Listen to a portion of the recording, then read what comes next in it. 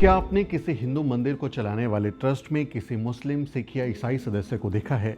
और क्या आपने किसी मस्जिद को चलाने वाले ट्रस्ट में किसी हिंदू, बौद्ध या ईसाई को देखा हो, सदस्य के तौर पर देखा हो? आपका जवाब होगा नहीं। लेकिन क्या आप जानते हैं कि बोध गया, जहां भगवान बुद्ध को ज्ञान की प्राप्ति हुई थी, उसी महाबोधि महाविहार को चलाने वाले ट्रस्ट में ब्राह्मणों को शामिल किया जाता है।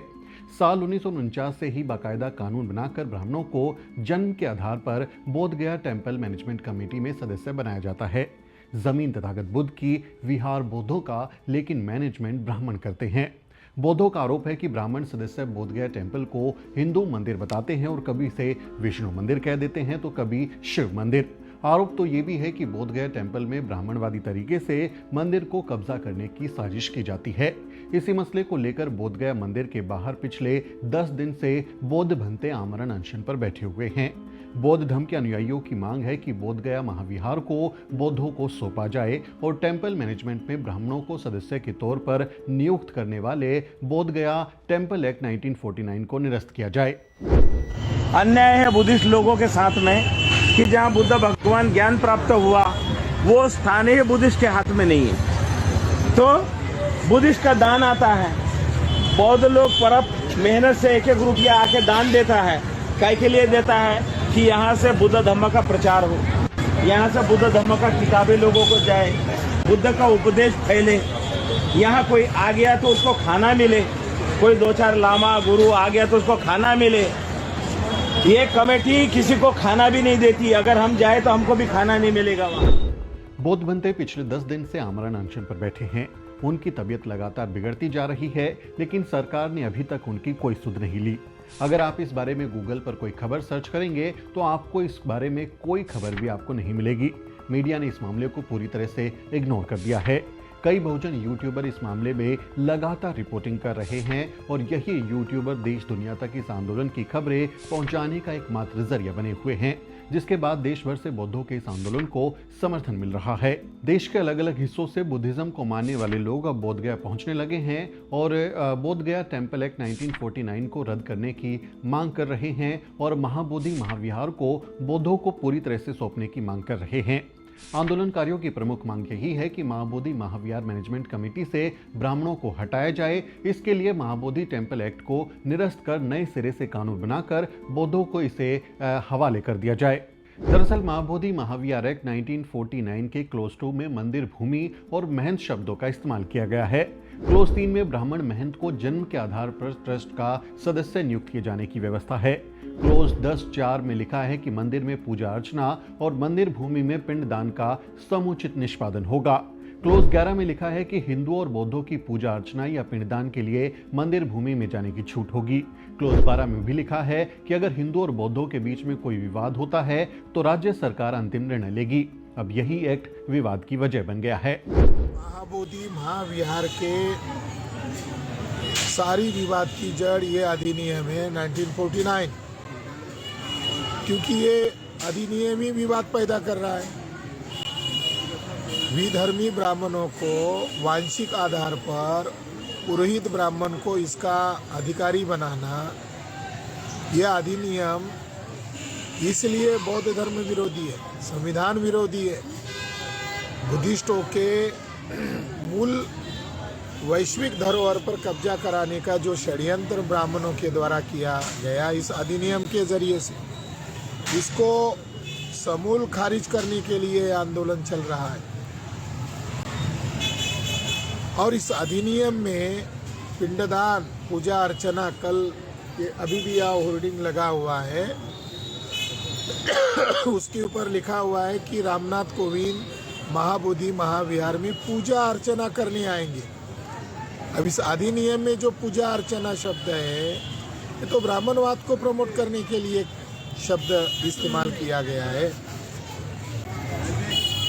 तो इस अधिनियम को जल्द से जल्द खारिज करना होगा, अन्यथा ये आंदोलन बहुत उग्र बनने वाला है और पूरे देश भर में इसके असर दिखाई दे रहे हैं। पूरी दुनिया में बोध गया की यही पहचान है कि यहीं पर तथागत बुद्ध को ज्ञान की प्राप्ति हुई थी। भगवान बुद्ध के ज्ञान प्राप्ति स्थल के रूप में प्रसिद्ध बोध गया बौद्ध धर्म के अनुयायियों के लिए बहुत पूजनीय है, खासकर उस पवित्र बोधि वृक्ष के कारण जिसके नीचे तथागत बुद्ध ने ध्यान लगाया था। बुद्ध के महापरिनिर्वाण के बाद बोध गया एक अहम धार्मिक केंद्र के रूप में विकसित हुआ, जहां बौद्धकालीन कई स्तूप और मठ बनाए गए हैं। प्राचीन समय में बोध गया बुद्धिस्ट लोगों के लिए सबसे बड़े तीर्थ स्थान की तरह था, लेकिन ब्राह्मणवादी साजिशों और विदेशी आक्रमणकारियों के कारण बाद में बोध गया इतिहास में दफन हो गया। साइंस जर्नी की ओर से चीनी यात्री हिनसुआंग की भारत यात्रा पर लिखी किताब के पन्ने शेयर करते हुए दावा किया गया है कि हिनसुआंग ने महाबोधि महाविहार में 629 से 645 सीए यानी करंट एरा में यात्रा की थी। वहां उन्होंने बुद्ध मूर्ति, महाबोधि वृक्ष, स्तूप, विहारों का खजाना देखा। हिनसुआंग ने यह भी लिखा कि लाखों की तादाद में पूरे जम्बू द्वीप से राजा, प्रजा बोधि वृक्ष दर्शन के लिए आते थे और सभी धम्म में दीक्षित हैं। 7वीं सदी में हिनसुआंग ने बहुत डिटेल्स में महाबोधि के बारे में लिखा। कैंपस में सिंगलदीप यानी श्रीलंका का संगाराम भी बना था, जहां कॉपर इंस्क्रिप्शन का भी जिक्र किया है, लेकिन कहीं भी कोई शिवलिंग या शिव या विष्णु का जिक्र नहीं मिला, क्योंकि उस समय तक भी महाबोधि पूरी तरह से बुद्धिज्म का ही था। कहा जाता है कि हिनसुआंग द्वारा बताई गई बोधगया की जानकारी के आधार पर ही 1802 में बर्मा यानी आज के म्यांमार से एक मिशन बोधगया आया और वहां बौद्ध विरासत को जीवित करने की कोशिश शुरू हुई। इसके बाद अंग्रेजों का भी ध्यान इस ओर गया और 1811 में फ्रांसिस बुकानन हैमिल्टन ने बोधगया का दौरा किया और 1836 में अपनी रिपोर्ट प्रकाशित की।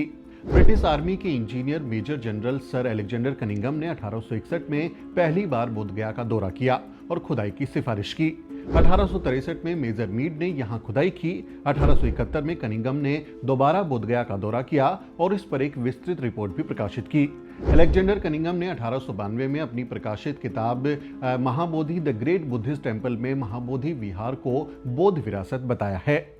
यानी जब महाबोधि महाविहार की खोज हुई तभी से वहां बौद्ध सभ्यता के प्रतीक मिले, ना कि हिंदू मंदिर या किसी देवी देवता के। साल 1875 से 1880 के बीच ब्रिटिश सरकार ने बर्मी मिशन के सहयोग से बोधगया के स्थल का पूरी तरह से जीर्णोद्धार किया। बोधगया के अवशेष मौर्य और शुंग काल से लेकर गुप्त और पाल काल तक के मिलते हैं।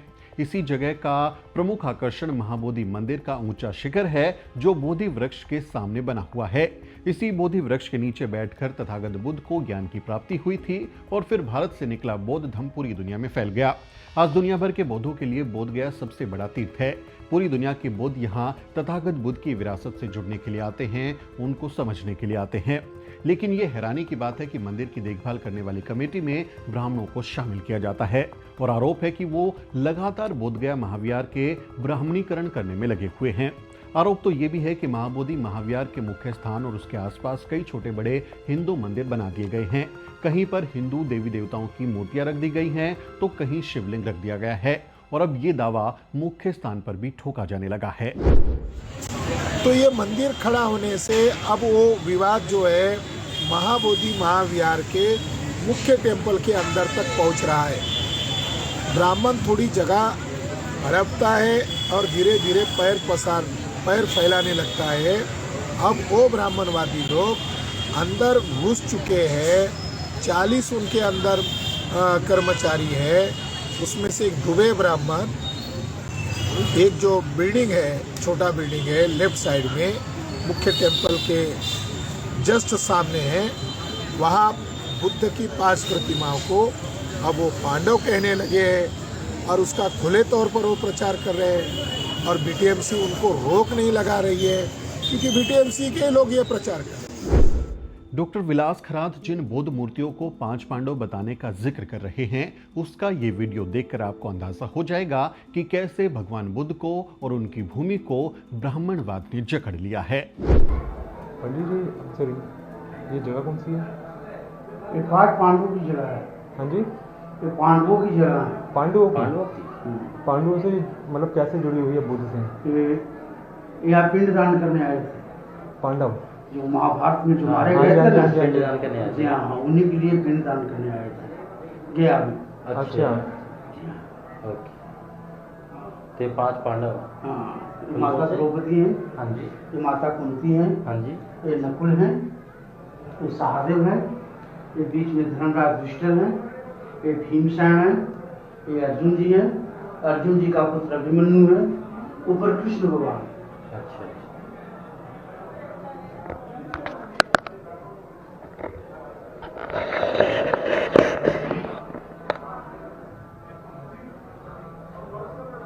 इस सब तो लेकिन देखने में तथागत बुद्ध जैसे लग रहे हैं? सब बुद्ध हैं, लेकिन वहाँ पर मान करके पांडवों की पूजा करते हैं।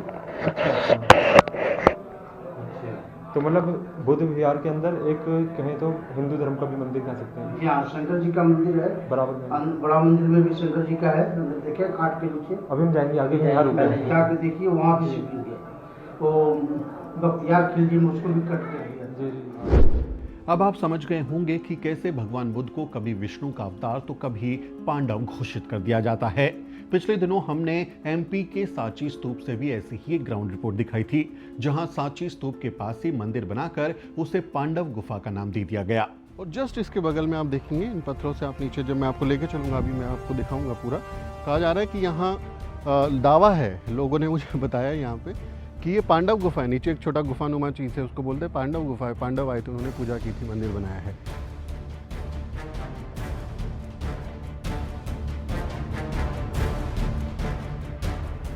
आप बिना अनुमति के ये निर्माण चल रहा है, यहाँ क्या प्रशासन को कोई खबर नहीं है इसकी, या वो जानबूझ के कोई मिली भगत है? नहीं, ऐसा तो मुझे नहीं लगता कि खबर नहीं होगी, क्योंकि यहाँ बिजली आई है, यहाँ पे नल का व्यवस्था है, पानी है, सारी सुविधाएं यहाँ पर दिख रही हैं। तो ऐसा हम नहीं कह सकते कि सरकार को पता नहीं है, एएसआई को पता नहीं है, क्योंकि एएसआई लगा हुआ है। यहाँ पे मेला लगता है, उनके लोग यहाँ पर आते हैं, वर्ल्ड हेरिटेज है, ये यूनेस्को के अंडर में आता है, तो ये वर्ल्ड की बात है, कोई छोटी मोटी बात तो है नहीं। देश में कई ऐसी बौद्ध धरोहर हैं जहां हिंदुओं का कब्जा है और उसे हिंदू मंदिर बताकर पूजा जा रहा है। ऐसे में बोधगया में चल रहे आंदोलन ने इन मुद्दों को प्रमुखता से सामने लाकर रख दिया है। भीम आर्मी चीफ चंद्रशेखर आजाद ने भी इस मामले को उठाते हुए आंदोलन में शामिल होने की बात कही है। ऐसे में अब ये देखना होगा कि क्या बाकी दलित बहुजन नेता भी इस ऐतिहासिक आंदोलन में शामिल होते हैं या नहीं। किस मामले को लेकर के क्या मुद्दा है यहाँ आने का आपका? सर, ये जो 2500 वर्षों से हमारे महापुरुषों का जो बुद्ध विहार पे ब्राह्मणों का जो कब्जा चले आ रहा है आज तक, भारत को 78 साल आज़ाद हुए के बाद भी यहाँ पे ब्राह्मणों का कब्जा है। इन ब्राह्मणों के कब्जा से मुक्त कराने के लिए जो आंदोलन किया जा रहा है, बुद्ध विहार मुक्ति का आंदोलन।